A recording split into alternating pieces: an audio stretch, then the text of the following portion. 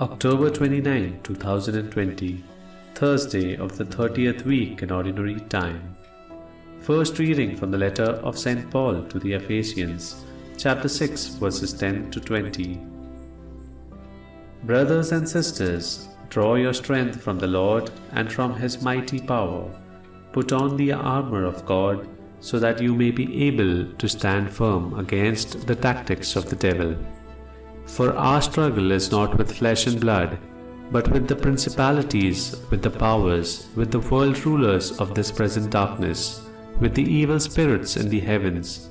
Therefore put on the armor of God, that you may be able to resist on the evil day, and having done everything to hold your ground. So stand fast with your loins girded in truth, clothed with righteousness as a breastplate, and your feet shod in readiness for the gospel of peace. In all circumstances hold faith as a shield, to quench all the flaming arrows of the evil one, and take the helmet of salvation and the sword of the Spirit, which is the word of God. With all prayer and supplication pray at every opportunity in the Spirit. To that end be watchful with all perseverance and supplication, for all the holy ones and also for me, that speech may be given me to open my mouth, to make known with boldness the mystery of the gospel, for which I am an ambassador in chains, so that I may have the courage to speak as I must. The word of the Lord. Thanks be to God.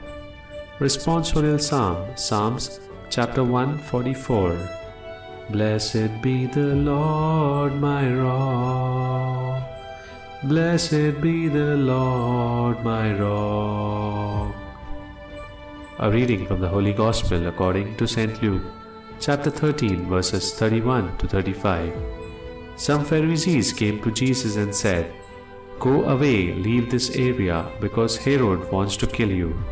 He replied, "Go and tell that fox, behold, I cast out demons, and I perform healings today and tomorrow, and on the third day I accomplish my purpose.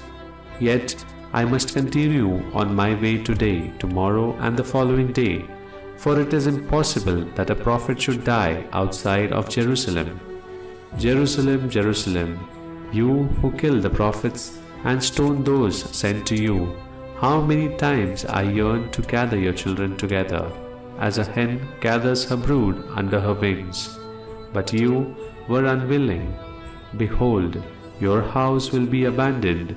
But I tell you, you will not see me until the time comes when you say, Blessed is he who comes in the name of the Lord." The Gospel of the Lord. Praise to you, Lord Jesus Christ.